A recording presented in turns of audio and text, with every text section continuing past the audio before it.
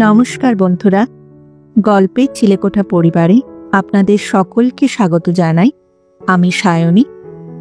আজ আমাদের নিবেদন বিখ্যাত সাহিত্যিক শ্রী বিমল কর রচিত গল্প সুখ।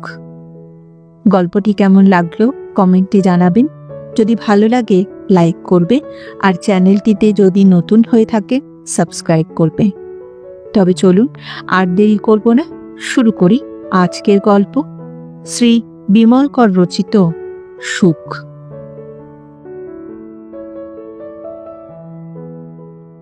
কাল নজরে পড়েনি, আজ পড়ল। কাল শুভেন্দ্রের পৌঁছতে পৌঁছতে সন্ধে হয়ে গিয়েছিল। টাঙাওয়ালার লোকটা খুবই ভালো। তাঁরই কথা মতন স্টেশনের কাছে বাজার থেকে শুভেন কয়েকটা মোমবাতি, এক প্যাকেট চা, সামান্য চিনি আর টুকিটাকি আরও কিছু কিনে নিয়ে ভালোই করেছিল, কেননা হলিডে হোমে পৌঁছে দেখল আলো টালো নেই। চৌকিদার কোথায় যেন উধাও হয়েছে। টাঙাওয়ালা বুড়োই ডাকাডাকি করে ধরে আনলো মদনলালকে। মিনার মন ভেঙে যাচ্ছিল। এ রাম, শেষ পর্যন্ত এত করে এই ঘুটঘুটে ভূতের জায়গায় বেড়াতে আসা। এর চেয়ে তাদের কলকাতাই ভালো ছিল। সত্যি শুভেনের যা বুদ্ধি, যে যা বোঝায় তাই বিশ্বাস করে ফেলে। ঘরে ঢুকে মিনার খানিকটা ভরসা হলো, যদিও একেবারে জল পড়বার মতন অবস্থা নয়। ঘরটা ভালো, মাঝারি ধরনের। দুপাশে দুটো খাট, একদিকে পুরনো আমলের দেরাজওয়ালা ড্রেসিং টেবিল, একটা ছোট আলনা, মস্ত মস্ত দুটো জানলা ওপাশে। ঘরের পেছন দরজায় গায়ে বাথরুম। আলো পাখা দুই আছে, কিন্তু এখন জ্বলছে না। টাঙাওয়ালা ঠিকই বলেছিল, জঙ্গলের দিকে তারটা ছিঁড়ে প্রায়ই বিজলি বন্ধ হয়ে যায়। দুপাঁচ কথা বলার পর শুভেন মদনলালকে দুটো টাকা দেবার পর দেখা গেল মদন বেশ বশ হয়ে গেছে। ধোয়ানো চাদর এনে পেতে দিল বিছানায়। হলিডে হোমের বারোয়ারি টেবিল ল্যাম্প এনে দিল। বলল গোসলখানায় জল দিতে বলেছে। রাত্রে খাওয়া দাওয়ার কি হবে? মদনলাল বললে, রুটি, আন্ডা, ভাত, ভাজি সবই হতে পারে। বাবু যা বলবে মদনলাল বানিয়ে দেবে। লোক আছে, তবে থোড়া দেরি হবে। দেরির জন্য শুভেনের কোনো দুশ্চিন্তা ছিল না। হোক দেরি, তার আগে দুপেয়ালা চা দরকার। শুভেন তার বাঙালি হিন্দিতে বলল, পহেলা চা পিলাও মদনলাল, চা আর পানি। বলে চায়ের প্যাকেট, চিনি মদনের হাতে দিয়ে দিল। জল এলো প্রথমে। গ্লাস দুই জল খেয়ে শুভেন উচ্ছ্বসিত গলায় বলল, মিনু, খেয়ে দেখো, মার্ভেলাস জল, টেস্টই আলাদা। মিনাও জল খেল। সত্যি চমৎকার স্বাদ জলের। মদনলাল গেল চা আনতে। জামাটা খুলে রেখে শুভেন একটা সিগারেট ধরালো, ধরিয়ে জানলার সামনে দাঁড়ালো। বাইরে অন্ধকার। কদিন আগে দেওয়ালি গিয়েছে, তখন থেকে এদিকে একটা ঝড় বৃষ্টির ভাব ছিল। টাঙাওয়ালা বলছিল, এখন আর কোনো চিহ্ন নেই সেই বাদলার। একেবারে পুরোপুরি হেমন্তকাল। শীতের রেশ আছে বাতাসে, হয়তো শিশিরও পড়ছে রাত থেকে। গাছপালার গন্ধ বেশ ভারী হয়ে আছে, সেই সঙ্গে কেমন এক শুকনো শুকনো ভাব। শুভেন বলল, এবার হোলডলটা খুলে ফেলি, কি বলো? মিনার হতাশা ভাবটা ততক্ষণে কেটে আসছে। যেমনটি বলেছিল শুভেন, সেই রকমই তো। থাকার কোনো অসুবিধে নেই। হোটেল বা ধর্মশালার ভিড় ভাড়াক্কা থাকবে না। বেশ নিজের মতন ফাঁকায় ফাঁকায় থাকা যাবে। নাচো, গাও, ছোটাছুটি করো, বরের কোলে বসে গলা জড়িয়ে সোহাগ করো, চাই কি আর? মিনা বলল, হ্যাঁ খোলো, চটিফটিগুলো বের করেনি। আচ্ছা শোনো, এদের এই তোষক চাদরে শোবে না আমাদের বিছানা বালিশ বার করব? শুভেন বলল, কি দরকার, ধোয়া চাদর পেতে দিয়ে গেছে তো। ওই বালিশ কিন্তু আমি মাথায় দিতে পারবো না, নোংরা চিটচিটে দেখাচ্ছে, দেখো তুমি। তুমি সোনা আমায় বালিশ করে নিও, মাথা অ্যান্ড কোল বোথ। বলে শুভেন খোলা গলায় হেসে উঠল। মিনাও ঘাড় বেঁকিয়ে ভেঙচি কাটল। টেবিল ল্যাম্পটা আলোর চেয়ে শীষ ছড়াচ্ছে বেশি। মিনা ঘরে ঢুকে জলের ফ্লাস্ক, বেতের ছোট বাহারি টুকরি, সিনেমার ছবিওয়ালা কাগজ, একটা ইংরেজি ডিটেকটিভ উপন্যাস দেরা জায়নার ওপর জড়ো করে রেখেছিল। সেগুলো সরিয়ে গুছিয়ে রাখতে লাগল। মিনা বলল, এই খাট দুটো জুড়ে নিতে হবে যে। শুভেন দুষ্টুমি করে বলল, কেন, আলাদা আলাদা থাক না, ইংলিশ স্টাইল। ও তাই নাকি, স্টাইল করবে এখন, বেশ করো।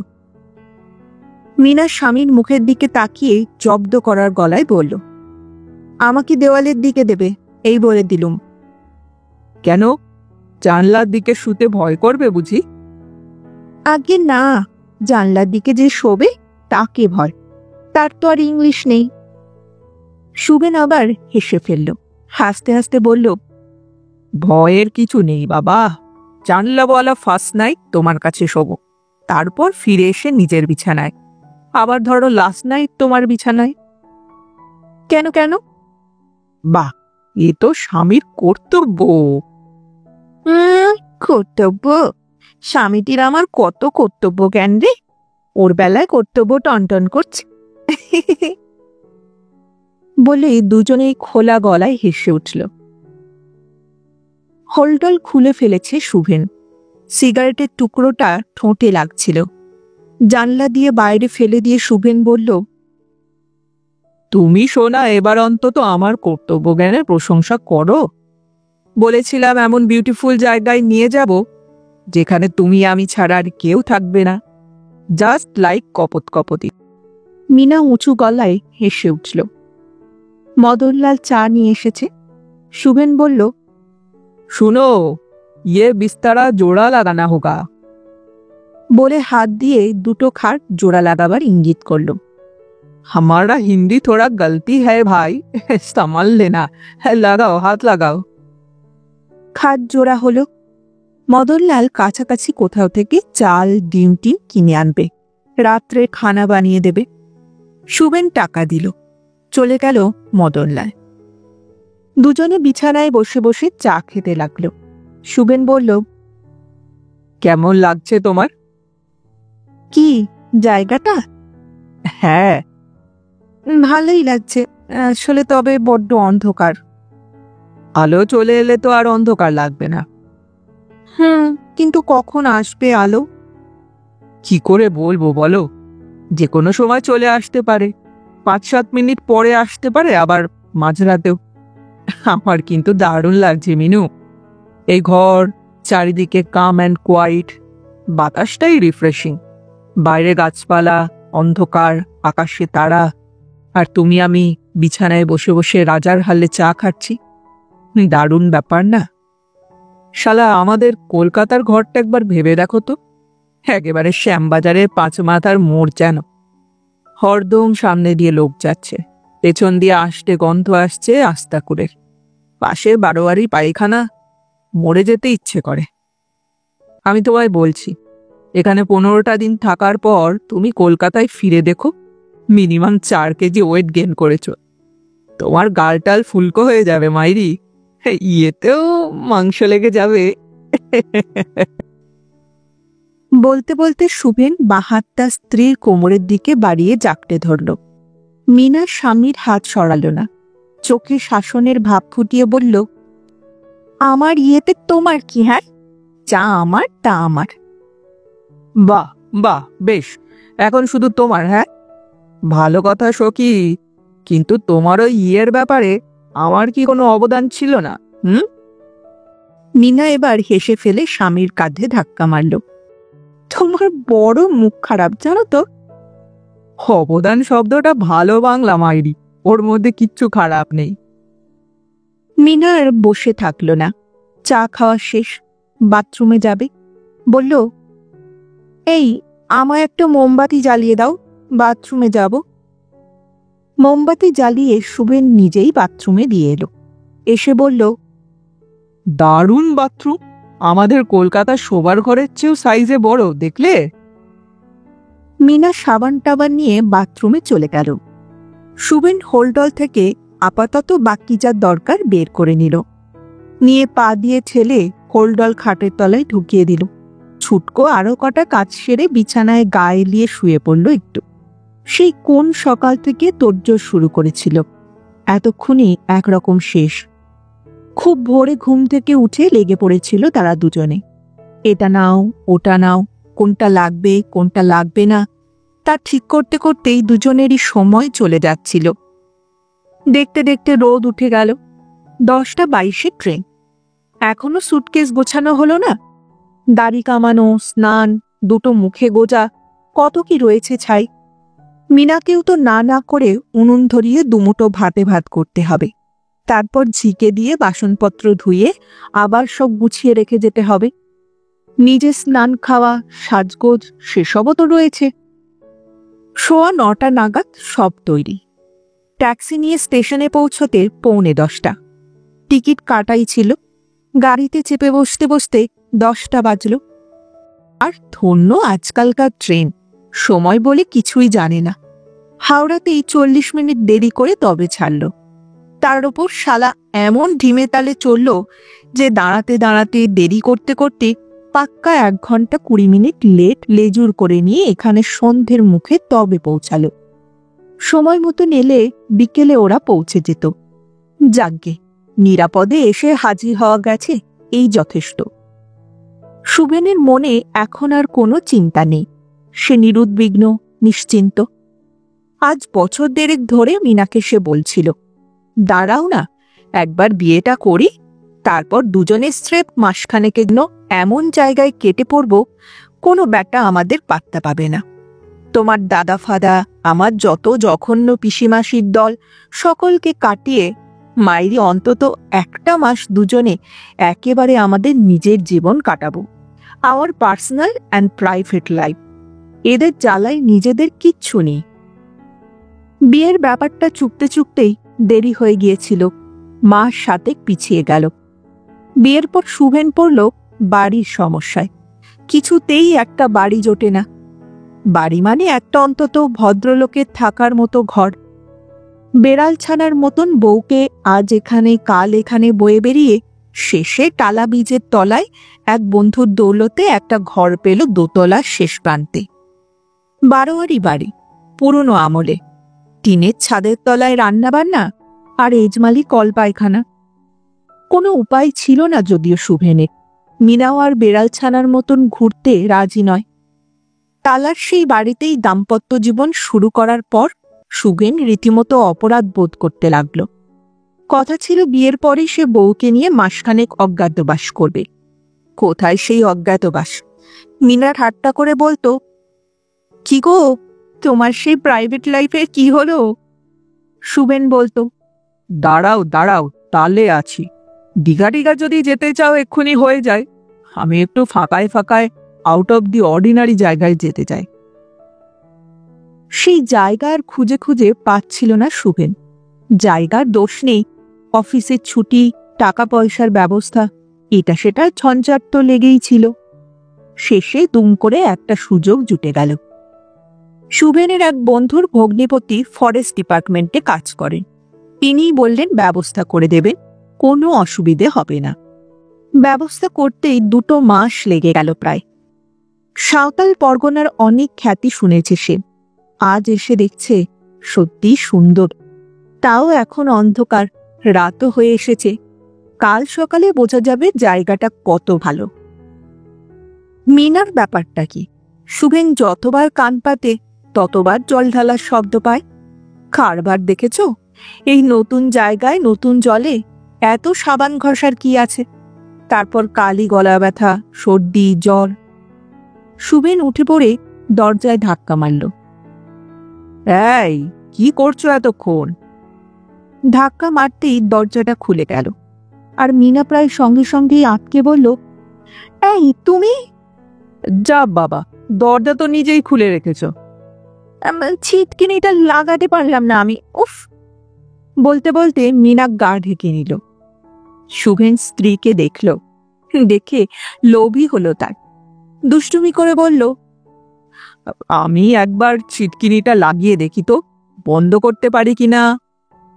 বলেই বাথরুমের ভেতরে ঢুকে শুভেন দরজা বন্ধ করতে লাগলো।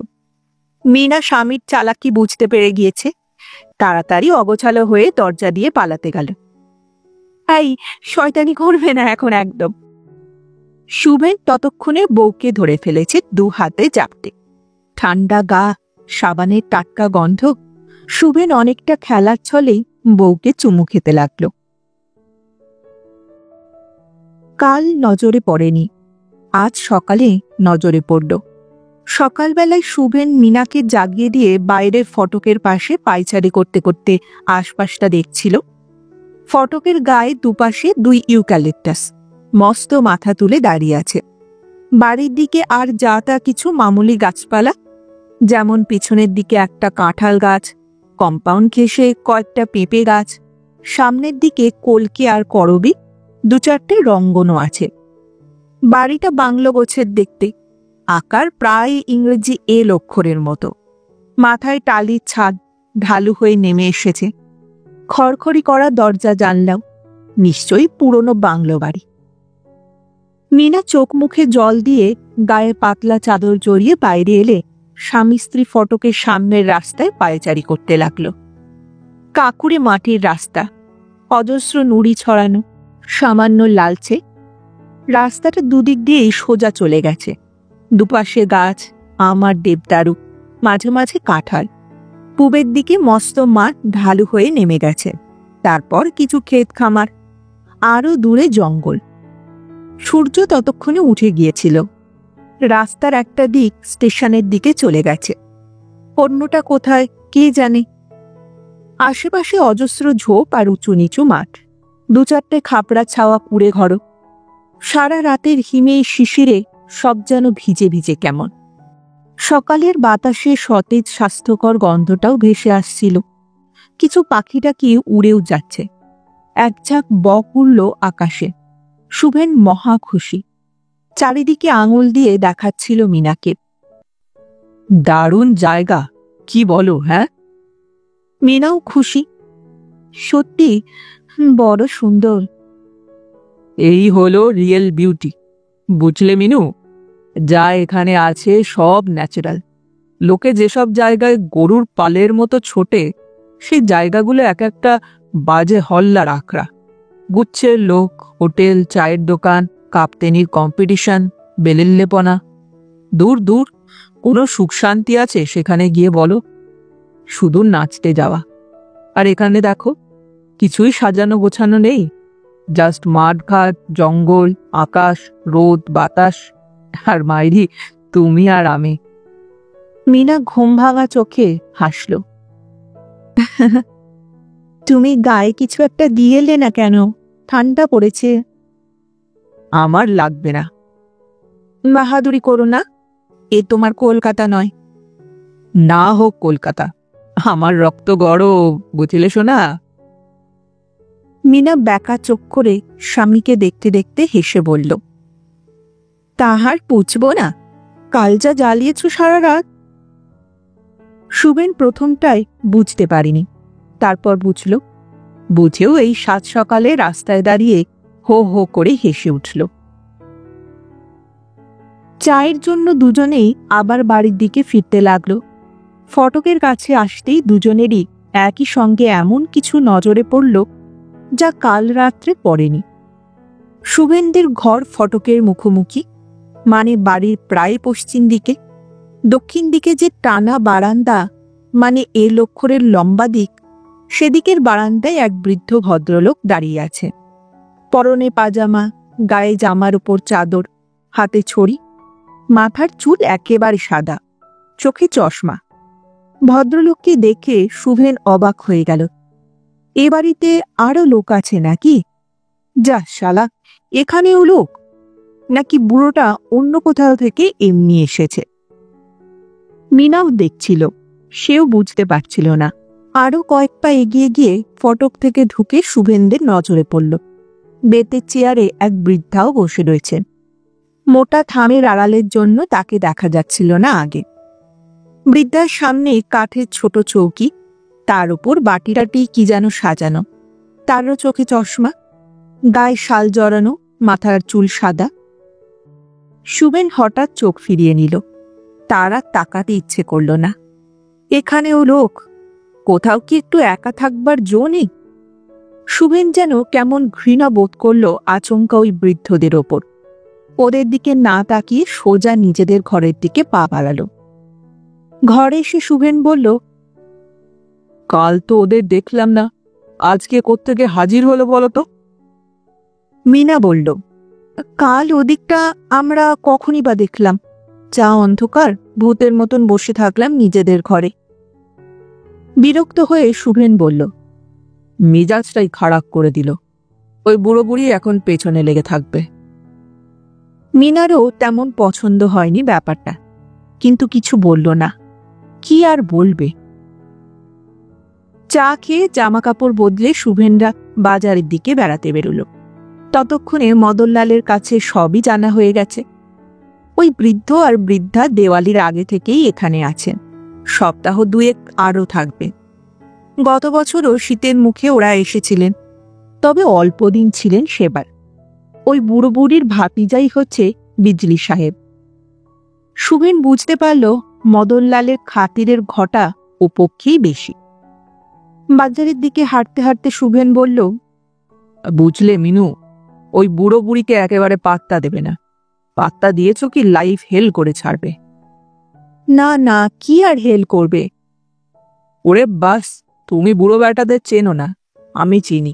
প্রথমেই শালা তোমার নারী নক্ষত্রের খবর নেবে, কোথায় বাড়ি, বাপ ঠাকুরদার নাম থেকে শুরু করবে। তারপর তোমার অফিসের চাকরি, মাইনে, তারপর বাড়ি ভাড়া এসে নামবে। এরপরেই নিজেদের 1914-এর গল্প শোনাতে লাগবে। বিগ বিগ কথা বলবে, 2-10টা সাহেবের আমড়াগাছি করবে। তখন আটানা শের পাওয়া যেত, একটা বেগুনের ওজন হতো 5 পো, বাবুরা রাত্রে 1 বাটি করে ক্ষীর খেত। এসব পট্টি ঝেড়ে তোমার মাথা ধরিয়ে দেবে। শালা বুড়োদের আর আমি চিনি না, মাল এক একটা। মিনা বলল, বুড়ো মানুষরা ওরম একটু বকবক করে। শুধু বকবক? তুমি কিচ্ছু জানো না। ওই বুড়ো তোমাকে প্রথমে বৌমা বৌমা করবে, তারপর বৌমার ওপর আদরে গলে গিয়ে কত কীর্তি যে করবে তা তো আর জানো না। মিনা স্বামীকে ধমক দিল, যা। যা নয়, একবার একটু বৌমা বৌমা করতে দাও, তারপর দেখবে শ্বশুরের কত আহ্লাদ। স্বামীর হাতে মিনা একটু চিমটি কেটে দিল। এই, অসভ্যতাম করো না তো। শুভেন হেসে ফেলল, বলল, কি করব ভাই, বুড়ো হাবড়াদের কেসটাই হলো ইয়ের, তখন আর কিছু থাকে না, পারভার্সন নিয়েই বেঁচে থাকে, তাই বলছি। আহা, বুড়োর বুড়ি রয়েছে না? বুড়ি থাকলে কি হবে, ছুরি তো আর নেই। মিনা এবার ধমকে উঠে স্বামীকে হাতের ব্যাট দিয়ে মারল। শুভেনও জোরে হেসে উঠল। হাসি শুনে মনে হলো তার বিরক্তি যেন কিছুটা কেটে গিয়েছে। বাজারটা বড় কিছু নয়, পরিচ্ছন্নতাও কম, তবু শুভেনরা বেহারি ময়রার দোকানে বসে সকালের জলখাবারটা সেরে ফেলল। চা খেলো মাটির খুঁড়িতে। তরিতরকারির বাজার ছোট, গ্রাম থেকে আনা টাটকা টাটকা 2-4টে ফুলকপি ছিল, কাঁচা টমেটো, বেগুন, আলু, মুরগির ডিম। একটা লোক নদী থেকে মাছ এনে বিক্রি করছে, তার সামনে সামান্যই মাছ ছিল, ছোট ছোট মাছ। বাজার সেরে ফিরতে ফিরতে সামান্য বেলা হলো। মদনলালকে বাজারগুলো ধরিয়ে দিলেই চলবে। মদনের এক সঙ্গী আছে কালী, রান্নাবান্না সেই করে। শুভেনরা আজ সকালে সবটাই জেনে গিয়েছে। মদনলাল হলো আসলে চৌকিদার, তার জিম্মাতেই এই বাংলো বাড়ির সবকিছু। দক্ষিণের দিকে বারান্দাটা হঠাৎ নিচু হয়ে নেমে ছোট ছোট যে গোটা 2 খুপড়ি করেছে, তার একটাতে থাকে মদনলাল, আর অন্যটাই কালী। পাশেই রসুই ঘর।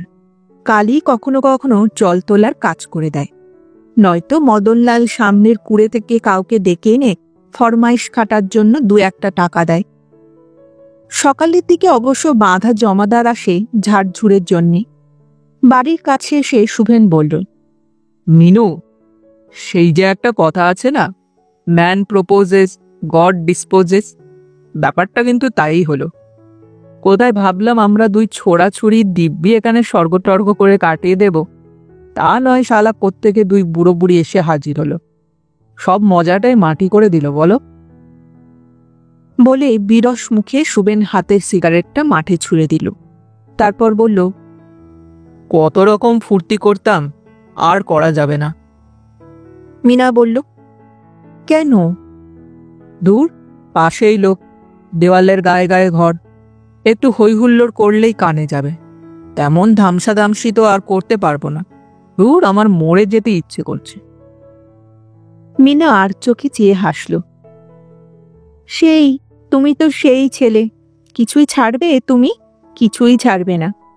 ছাড়বো কেন? আমি শালা একটা কেরানি, 3 বছর থেকে থেকে তোমায় বিয়ে করলাম। একটা 4th ক্লাস ঘর জোগাড় করতেই মাস কয়েক লাগলো।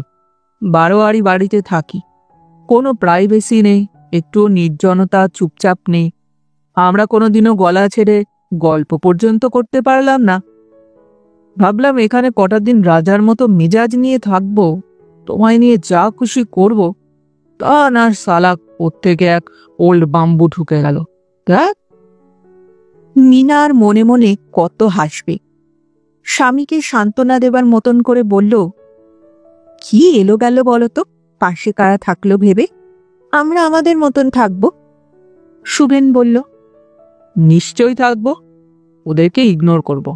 সত্যি বলছি, তুমি দেখো, আমি ওই বুড়োটাকে কাছে ঘেঁষতে দেব না, আলাপ টালাপই করবো না। আর তুমি সোনা, দয়া করে ওই বুড়ির কাছে গিয়ে মাসিমা মাসিমা করো না, প্লিজ। ততক্ষণে বাড়ির সামনে পৌঁছে গিয়েছে মিনারা। কম্পাউন্ড ওয়ালের ওপারে বাড়ির বারান্দায় বুড়ো বুড়িকে দেখা গেল না। চেয়ারগুলো পাতা রয়েছে। সামনের ফাঁকা জমিতে চওড়া লাল পাড়ের একটা শাড়ি ঝুলছে দড়িতে, একটা সেমিজো আর বুড়োর পাজামা। প্রথম দিনটা সুবেন খুব সতর্কে থাকল। কোনো রকমে দুপুর কাটতেই মিনাকে নিয়ে বাজারের দিকে বেরিয়ে পড়ল। সেখান থেকে টাঙা ভাড়া করে গেল মাইল 3 দূরে একটা কুণ্ড দেখতে, উষ্ণ জলের কুণ্ড। সেখানে এক দেহাতি মেলা চলছিল তখন। মেলায় বেরিয়ে সন্ধ্যের মুখোমুখি আবার তারা ফিরে এলো স্টেশনে। চা খেয়ে স্টেশনেই বসে বসে বিশ্রাম করল। 2-1টা গাড়ি দেখল। তারপর বেশ অন্ধকার হয়ে যাবার পর বাড়ি ফিরল। সুবিন টর্চ নিয়ে বেরিয়েছিল আজ, যদিও দরকার তেমন হয়নি। এক ফালি চাঁদ উঠেছিল। কাল যে কখন কোথায় ওই চাঁদের ফালি হারিয়ে গিয়েছিল সুখেন বুঝতে পারল না। আজ ইলেকট্রিসিটি ছিল। ঘরে এসে বাতি জেলে সুবেন কিছু বলার আগেই দেখল মিনা বিছানায় কোমর এলিয়ে পা ঝুলিয়ে শুয়ে পড়েছে, ক্লান্ত। সুবেন ক্লান্ত স্ত্রীর পাশে শুয়ে পড়ে বলল, টাঙার ঝাঁকুনিতে তোমার কষ্ট হয়েছে না? না। পেটে লাগেনি তো? হুম। সুবেন বউয়ের ঘাড় আর চুলের গোড়ায় নাক মুখ ঘষতে লাগলো। ঘষতে ঘষতে মনে হলো এখানকার মাঠঘাট জঙ্গলের অনেক ধুলো যেন মিনার চুলে আর গায়ে জড়িয়ে গেছে। সুবেন পরম আবেগে আস্তে আস্তে চুমু খেতে লাগলো। মিনা বলল, দরজাটা বন্ধ করে দাও। সুবেন বলল, থাক তো, খোলা থাক। সমস্ত কিছু বন্ধ করেই তো জীবন কাটালাম, এখন একটু খোলা থাক। সামান্য পরে মিনা উঠল, বসে হাই তুলল একবার, ছোট হাই। এখানে হাঁটাহাঁটি করে পায়ের গোছে অত ব্যথা হয় কেন বলতো? সুবেন বলল, উঁচু নিচু জায়গা বলে। মিনা আদর করে হুকুম করল, এই একটু জল দাও না। সুবেন জল গড়িয়ে দিল। মিনা জল খেল। আজ রাত্রি আর খেতে হচ্ছে না। কেন? স্টেশনে এক গাদা খাওয়ালে। হজম হয়ে যাবে, এখানকার জল, সবে তো সন্ধ্যা। সুবেন বলল গ্লাসটা রেখে দিতে দিতে। জামা টামা ছাড়তে লাগলো সুবেন। মিনা একটু বিছানায় গা এলিয়ে দিল। সুবেনের হয়ে যাক, তারপর কাপড় ছাড়বে সে। সুবেন পাজামা পরল, গায়ে পাঞ্জাবি, বাথরুমে গেল। মিনা শুয়ে থাকল, পাশ ফিরল, আবার সোজা হলো। কলকাতার বাড়ির কথা তার মনে পড়ল। মনে পড়লেই কেমন যেন লাগে। এরকম একটা ঘর পেত যদি তারা, নির্বিধি, চুপচাপ, কি আরামই না লাগতো। তা কি আর পাওয়া যাবে? শুভেন বাথরুম থেকে বেরিয়েছে কি বাতি নিভে গেল। যা। মিনা ধর্মর করে বিছানায় উঠে বসল। কি হলো? শুভেন বলল, দাঁড়াও, টর্চটা নিয়ে দেখি, আবার কারেন্ট গেল নাকি। হাতড়ে হাতড়ে টর্চ নিল শুভেন। বাইরে বেরিয়ে গিয়ে দেখল, তারপর ফিরে এসে বলল, কারেন্ট গেল, এখানে এই হালে চলে নাকি? আচ্ছা তো। মিনা বলল, মোমবাতি জ্বেলে দাও। মোমবাতি জ্বালাবার পর মিনা উঠে শাড়িটা ছাড়ল, গায়ের জামা। শুভেন সিগারেট ধরিয়ে বিছানায় শুয়ে পড়ল ব্যাখ্যাভাবে। টর্চটা তুলে নিয়ে মিনা বাথরুমে চলে গেল। শুভেন শুয়ে শুয়ে দেখছিল প্রায় জানলা ঘেঁষে জ্যোৎস্না দাঁড়িয়ে আছে, ঝাপসা জ্যোৎস্না। বাথরুম থেকে যেন এক ছুটে কোনো খবর দিতে বেরিয়ে এলো মিনা। বলল, এই এদিকে এসো, এদিকে। কি? বুড়ি গান গাইছে। গান? বাথরুমের বাইরের দরজায় গিয়ে দাঁড়াও না, শুনতে পাবে। কি গান গাইছে? কে জানি, গুনগুন শুনছিলাম। শুভেনও আগ্রহ বোধ করল, বাথরুমে উঠে গেল। ফিরে এসে বলল, ঠাকুর দেবতার নাম করছে বোধহয়, ভজন ভজন লাগলো না। ততক্ষণে হাত মুখ মুছে গায়ে জামা পরেছে মিনা, ঘরের শাড়িটাও পরে ফেলেছে। শুভেন এসে বিছানায় বসল। মিনা আয়নায় কোনো রকমে মুখ দেখে চুল গুছিয়ে নিল, নিয়ে স্বামীর পাশে এসে বসল। শুভেন বউয়ের হাত ধরে খেলা করতে লাগলো। বাইরের জ্যোৎস্নাটা দেখছ? দিন পাঁচেক পরে ফার্স্ট ক্লাস জ্যোৎস্না হবে বলো। কোন হিসেবে শুভেন কথাটা বলল সেই জানে। বিছানায় আর হয়ে শুয়ে পড়ল শুভেন, বউকে টেনে বুকের ওপর নিল, ঘাড় সুড়সুড়ি দিতে লাগলো, কানের মধ্যে ফুঁ দিল আস্তে আস্তে। মিনার গায়ে কেমন কাঁটা দিয়ে উঠল। শুভেন এই খেলাটা খুব পছন্দ করে। মিনার কানে ফু দিলে তার গায়ে কাঁটা দেয়, মিনার গায়ে কাঁটা দিলে শুভেনের খুব আরাম লাগে। সে তখন বউয়ের হাত পায়ে নিজের হাত পা ঘষতে থাকে। আদর করে বউকে কটা চুমু খেল শুভেন। মিনা স্বামীর মতিগতি জানে, কোমরের কাছে চিমটি কেটে বলল, এখন ওইসব করো না তো, ছাড়ো ছাড় বলছি। এখন তাহলে কি করব? কিচ্ছু করতে হবে না, শুয়ে থাকো তো। চুপচাপ? হ্যাঁ, চুপচাপ। শুভেন সামান্য চুপচাপ শুয়ে থাকল। তারপর হঠাৎ বলল, মিনু, চলো ও ঘর থেকে একটা ভিজিট দিয়ে আসা যাক। এখন এই অন্ধকারে? কি হয়েছে, অন্ধকারই তো ভালো, বেশি গ্যাজর গ্যাজর করার চান্স পাবে না। ভদ্রতা করে একবার দেখা দিয়েই চলে আসব। মিনা কিছু ঠিক করতে পারছিল না। শুভেন উঠে পড়ল, বলল, অন্ধকারে ভূতের মতন বসে থেকেই বা কি হবে, চলো ঘুরে আসি। বুড়ো বুড়িদের দেখার জন্য আলোর দরকার হয় না। শুভেন উঠে দাঁড়ালো দেখে মিনাও উঠল। টর্চ নিল শুভেন, তালা নিল, তারপর মোমবাতি নিয়ে বাইরে এলো। মিনা দরজার বাইরে। একই ধরনের ঘর, এটা চওড়ার দিকে একটু বড়। সেই দুটো খাট, একটা নেয়ারে, অন্যটা লোহার। শুভেনদের মতো কাঠের নয়। খাট দুটো কেমন করে যে জোড়া হয়েছে বোঝার উপায় নেই। আসবাবপত্রের মধ্যে একটা আর্মচেয়ার বেশি, বেতের মোড়াও আছে একটা। বড় ধরনের গোটা 2 সুটকেস একপাশে, বেশ কিছু টুকিটাকিও। একটা টাইম পিস ঘড়ি আয়নার কাছে রাখা। মিনারা ঘরের চৌকাটে পা দিতেই আদর করে ভদ্রলোক ভেতরে ডেকে নিয়েছিলেন। লণ্ঠন জ্বলছিল একপাশে, পরিষ্কার লণ্ঠন। বৃদ্ধা মহিলা নেয়ারের খাটে বসেছিলেন কোল করে। তার বিছানার পাশে কাঠের জলচৌকির ওপর ছোট মালসায় সামান্য কাঠকয়লার আগুন। কোলের ওপর উলের গোলা, কাটা। অথচ তার চোখে যে চশমা, তার একটা কাঁচ ঘষা, কিছুই দেখা যায় না। অন্য কাজটা ভীষণ পুরু। কেমন করে উনি দেখছে? সুবিন ওই কাচের মধ্যে দিয়ে এই আলোয় ভালো করে বৃদ্ধার চোখ দেখতে পাচ্ছিল না। যা দেখা যাচ্ছিল তাতে মনে হলো কাছের আড়ালে দুর্বল ঝাপসা ঘোলাটে একটা চোখ। ভদ্রলোক শ্বেত পাথরের খোল নলচেতে কি যেন মাখছিলেন। আদর করে ডেকে বসতে বললেন, সুভেনকে আর্ম চেয়ারে আর মিনাকে বিছানায়। তারপর বৃদ্ধার দিকে তাকিয়ে বললেন, সুবর্ণ, এই ছেলেটি আর বৌমাটি পাশের ঘরে উঠেছে গো। মিনা নেওয়ারের খাটের একপাশে বসেছে। বৃদ্ধাকে এসে দেখছিল। পাকা সোনার মতন রং ছিল বোধহয় গায়ের। বয়সে চাপা পড়েছে, খানিকটা থলথলে চেহারা, মাথায় বোধহয় বেঁটে, চাঁদের মতো গোল মুখ, মাথার চুলের 12 আনায় সাদা, সিথির জায়গাটায় চুল উঠে চামড়া বেরিয়ে আছে, তারই ওপরে মোটা করে সিঁদুর লেপা। মুখখানিতে জড়ার সমস্ত চিহ্ন স্পষ্ট, ঝুলে পড়া চিবুক, চামড়াগুলো ভাঁজ পড়া, শুকনো, ঠোঁট দুটি এখনো পুরুষ্ট রয়েছে সামান্য।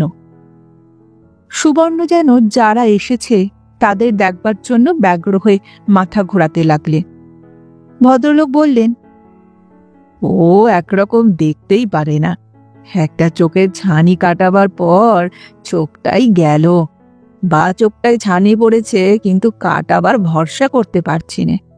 নেই মামার চেয়ে কানা মামাই তো ভালো। সুবর্ণ বিছানার ওপর হাত রাখছিলে। মিনাকে যেন একটু দেখতে পেলে। তারপর তার সারা মুখ হাসিতে ভরে উঠল। উনি বললেন, এসো মা, এসো, তোমাদের কথা উনি বলছিলেন, তোমরা পরশু এসেছ? মিনা বলল, পরশু সন্ধেবেলা, এসে দেখি অন্ধকার। আজও দেখলে তো, বাতি চলে গেল। আসলে এখানে এইরকমই হয় রোজ। তোমাদের বাতি টাতি আছে তো? মদনলাল একটা দিয়েছিল, মোমবাতিও রয়েছে। ভদ্রলোক খোল নলছেটা দেখে নিলেন। তারপর কাচের ছোট্ট গ্লাসে জল নিয়ে স্ত্রীর কাছে এলেন। স্ত্রীর হাতে খোলটা ধরিয়ে দিলেন। নাও, খেয়ে নাও। ওষুধ খাওয়া হলো, একটু জলও। ভদ্রলোক বললেন, সন্ধেবেলায় একটু করে মকরধ্বজ খাওয়াই, হাপের ধাত আছে তো, ঠান্ডা একেবারে সইতে পারেন না। বলতে বলতে তিনি ওষুধের পাত্রটা ধুয়ে রেখে দিলেন। সুবেন সবই লক্ষ্য করছিল। বলল, এখানে এসে শুনলাম বেশ ঠান্ডা পড়ে, ওটা হলে খুবই কষ্ট হচ্ছে। না, খুব কষ্ট হবে না, কারণ এখানে শুকনো ঠান্ডা। শীত ঠিক মতন পড়তে পড়তে নভেম্বরের শেষ, তার আগেই আমরা চলে যাব। আপনারা কতদিন থাকবেন? সুবেন অস্বস্তি বোধ করল। এই বৃদ্ধ তাকে আপনি আপনি করে কথা বলছেন। সামান্য দ্বিধার গলায় সুবেন বলল, আমায় কেন আপনি বলছেন? আমি কত ছোট। ভদ্রলোক বড় সরল মুখে হাসলেন। বেশ, তবে তুমিই বলবো। কতদিন থাকবে বাবা? ইচ্ছে আছে দিন 15। বাহ, থেকে যাও, খুব ভালো জায়গা, কোনো ঝঞ্ঝাট নেই, জল হাওয়া বড় ভালো। আমি তো ওই বুড়িকে নিয়ে 3 বার এলাম। প্রথমবার আমার এক বেহারি বন্ধুর বাড়িতে উঠেছিলাম, অনেকটা দূরে, যদিও বড় আদর যত্ন করে রেখেছিল। সে বেচারি মারা যাবার পর এখানে এসে উঠি, গত বছর এই সময়। এবছর আবারও এলাম, কি জানি আসছে বছর আবার পারবো কিনা। সুখেন বলল, আপনার ভাইপো শুনলাম এখানের। ও হ্যাঁ হ্যাঁ, আমার ভাইপো শম্ভু বিহার স্টেট ইলেকট্রিসিটি বোর্ডের ইঞ্জিনিয়ার। ভদ্রলোক একটু হাসলেন।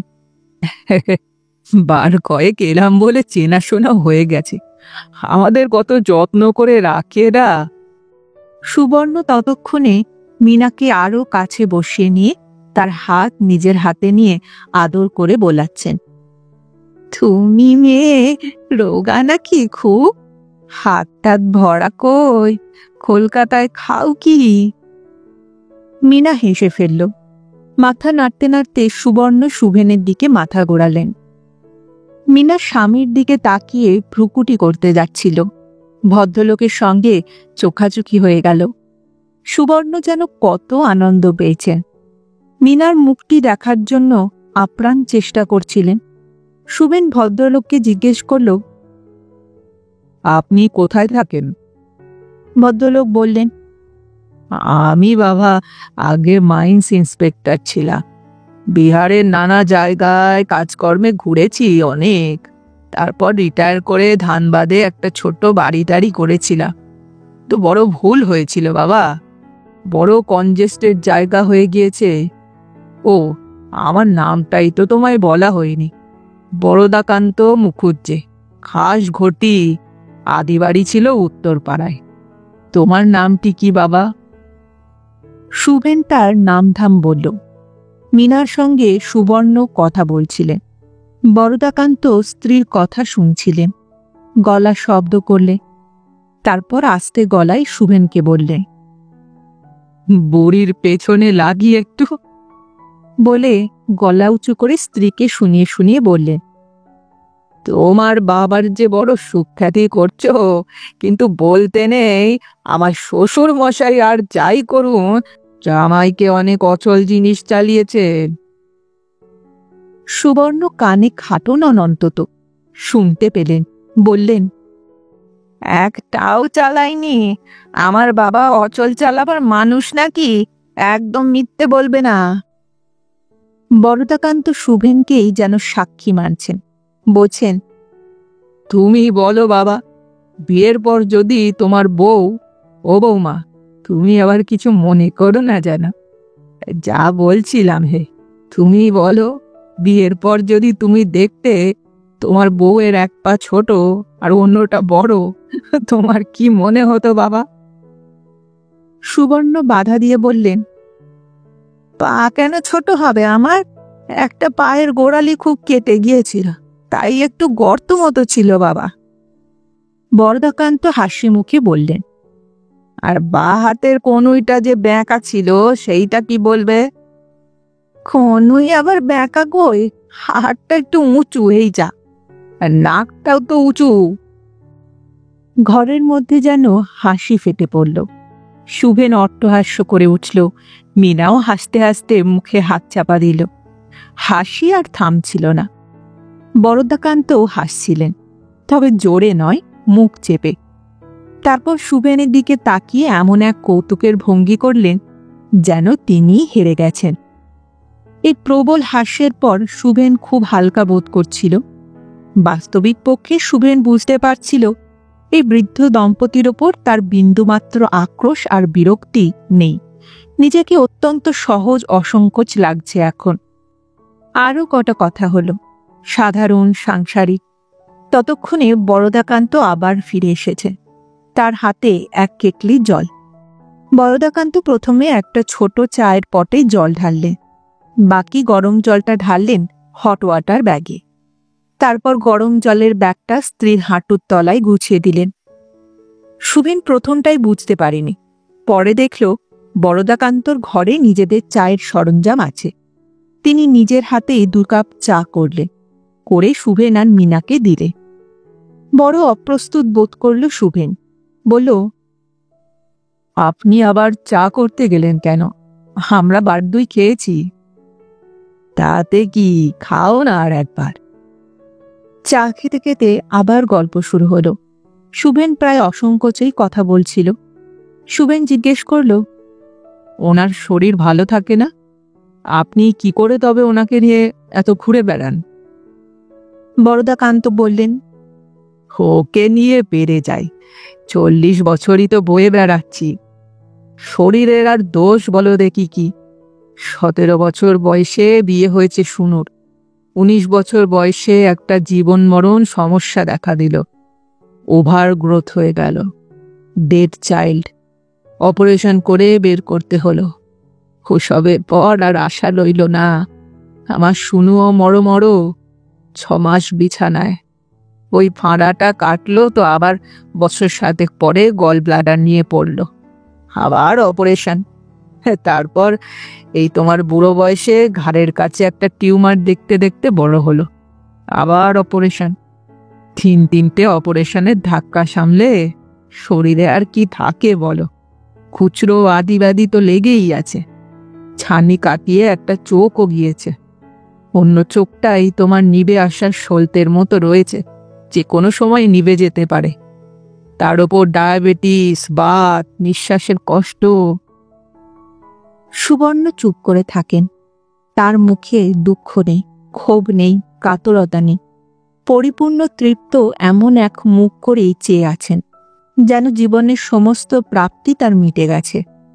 একটু পরে মিনার হাত নিজের বুকের কাছে টেনে নিয়ে বললেন, খেয়ে যে তাকে সচলে রাখলো মা, জানি না, ঠাকুর জানেন, তিনিই জানেন কে কবে অচল হয়ে পড়বে। বরদাকান্ত কথা বললেন না। শুভেন কেমন স্তব্ধ হয়ে তাকিয়ে থাকল। মিনার মুখ বেদনায় ভরে উঠল। কি এক বিষণ্ণতা, যার কোনো রূপ নেই, আকার নেই, সীমা নেই। এই প্রায়ন্ধকার ঘরে জমে উঠতে লাগলো ধীরে ধীরে। এমন সময় মদনলাল এলো, হাতে মালসা, নতুন করে আগুন করে এনেছে। বরদাকান্ত উঠলেন, দেখলেন ধোঁয়া আছে কিন্তু আগুনে। জলচৌকির ওপর নিজের হাতে রাখলেন। তারপর একটা শাল এনে স্ত্রীর পিঠে জড়িয়ে দিলেন। কোলের কাছ থেকে উলের গোলা, কাঁটা সরিয়ে নিলেন যাবার সময়। শুভেন সমস্তটাই দেখছিল। লণ্ঠনের ম্লান আলো যেন ম্লানতর হয়ে সুবর্ণর গায়ে পড়েছে। পিঠের ওপর কালো শাল, ফর্সা জরাজর্জরিত মুখে কেমন যেন তৃপ্তি মেশানো। অথচ এই তৃপ্তির কোথাও যেন এক বেদনার অস্পষ্ট স্পর্শ রয়েছে। কোথায়? চোখে, নাকি ওই চুল ওঠা সিথি সিঁদুরের ওপারে, পাকা চুলের আড়ালে, যার দেখা যায় না? জ্যোৎস্নাও মরে গিয়েছে। জানলার বাইরে অন্ধকার। ঠান্ডা আসছিল। মিনা পাশ ফিরে চুপ করে শুয়ে আছে। তার নিঃশ্বাসের শব্দ শুনতে পাচ্ছিল শুভেন। চারপাশ জুড়ে কত ঝিঝি ডাকছে। অনেকক্ষণ আগে স্টেশনের দিক থেকে একটা গাড়ি চলে যাবার শব্দও ভেসে এসেছিল। ঠান্ডাটা আর যেন সহ্য না হওয়ায় শুভেন বিছানায় বসে জানলা ভেজিয়ে দিল। আরও অন্ধকার হয়ে গেল ঘর। ঘুটঘুট করছে। কেমন যেন বিরক্ত হয়ে শুভেন বলল, ঘুমোলে নাকি? মিনা সাড়া দিল না। শুভেন স্ত্রীর গায়ের ওপর থেকে চাদরটা সরিয়ে বুকের কাছে টেনে নিল। মিনা ঘুমোচ্ছে না, অথচ নিঃসার। শুভেনও এতক্ষণ ওইভাবেই শুয়েছিল, সারা শব্দ না করে। কিন্তু এখন বিরক্ত লাগছে কেন? বিষণ্ণই বা লাগছে কেন? বুকের মধ্যে এই ভার কেন জমেছে? কেন তার শরীর সাড়া পাচ্ছে না? শুভেন যেন ক্রমশই বিরক্ত হয়ে উঠে নিজেকে স্বাভাবিক সচেতন করতে চাইল। মিনার মুখে গাল ঘষল, চুমু খেল, কানে ফু দিল, চোখের পাতায় জিভের আগা ছোয়াল। তারপর মিনার জামায় হাত দিল। মিনা কোথাও কোনো বাধা দিচ্ছে না, কিন্তু তার নিজের দিক থেকেও কোনো সাড়া নেই। তার গায়ে আজ কেমন করে কাঁটাও ফুটল না। পা গরম, হাত উষ্ণ। তবু শুভেন অনুভব করল মিনার সেই ব্যাকুলতা, তপ্ততা নেই। তার চুমুতে নেশার সেই তাত নেই। লবণাক্ত মিষ্টতার চেনা স্বাদও না। শুভেনের মনে হল ঠিক এখান থেকে সে ফিরে যেতে পারে না। ফিরে গেলে যেন তার হার শিকার হবে। এই যৌবন, এই শরীর, এখানে হেরে যেতে সে নারাজ। ঠোঁটের কাছ থেকে ভেজা করকরে আঙুলটা বের করে শুভেন মিনার কানের মধ্যে আস্তে আস্তে ঘোরাতে লাগল, যেন পালক দিচ্ছে কানে। মিনা ঈষৎ কাঁপল। শুভেন আদর করে বারবার ডাকতে লাগল, মিনু, এই মিনু। চুমু খেতে লাগল। গলা বুক ভরে গেল চুমুতে। কোমর, পেছন, উরুতে বুঝি নোকের আঁচড় লাগল। শুভেনের ভার বুকে নিয়ে শুয়ে থাকতে থাকতে শুভেন যখন আদরের শেষাশেষি, মিনা হঠাৎ বলল, একদিন আমি যখন বুড়ি হয়ে যাব, তুমি কি করবে? শুভেন বলল, আমিও তো বুড়ো হব। না, তুমি আমার কথা বলো। তখনও তুমি আমায় অমন করে ভালোবাসবে? শুভেন বিন্দুমাত্র কিছু না বুঝেই বলতে যাচ্ছিল, বাসবো বাসবো। মীনা যেন কেমন দুঃস্বপ্নের মধ্যেই কথা বলার মতন করে বলল, এত ভালোবাসা আমি আর আগে দেখিনি। একজন যদি আগে যায়, অন্যজনের কি হবে বলতে পারো? শুভেন যেন হঠাৎ দেখল বুড়ি চলে যাচ্ছে বুড়ি, খাটে শুয়ে, সাদা মাথায় সিঁদুর ল্যাপা, গলায় গাঁদা ফুলের মালা। আর এই বেহারি গ্রামের মদনলালরা দড়ির খাটিয়া বয়ে নিয়ে চলেছে মাঠঘাট জঙ্গল দিয়ে। ভোমরার গুঞ্জনের মতন শব্দ উঠছে, রাম নাম সত্য হ্যায়, রাম নাম সত্য হ্যায়। বরদাকান্ত পিছু পিছু চলছেন, আস্তে আস্তে, একা একা, চোখ দুটি তার খাটের দিকে। স্ত্রীর পাশে গড়িয়ে নেমে পড়ল শুভেন, বালিশে মুখ গুজল। সারা জীবন ধরে এত ভালোবাসা বয়ে নিয়ে যাবার সাধ্য কি তার আছে? শুভেন নিজেই বুঝতে পারল না তার কাম কখন কান্নায় ধুয়ে যাচ্ছিল। বুকের মধ্যে গভীরে কোথাও শীতের বাতাসে শীষ ধরানো তীক্ষ্ণ শব্দের মতন একটা হাহাকার করা ফোপানো কান্না পাক খেয়ে খেয়ে উঠছে।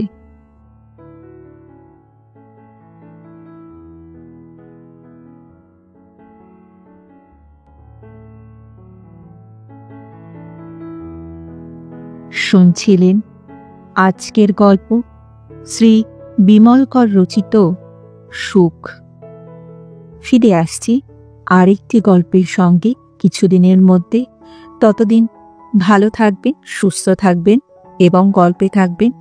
আর আমার গল্প পাঠ ও উপস্থাপনা যদি ভালো লাগে তাহলে লাইক আর কমেন্ট করতে ভুলবেন না। আর যদি চ্যানেলটিতে নতুন হয়ে থাকেন সাবস্ক্রাইব করবেন, এতে আমার উৎসাহ ও আত্মবিশ্বাস দুই বাড়ে। তাহলে আজ এখানেই বিদায় নিচ্ছি, আবার দেখা হচ্ছে। নমস্কার।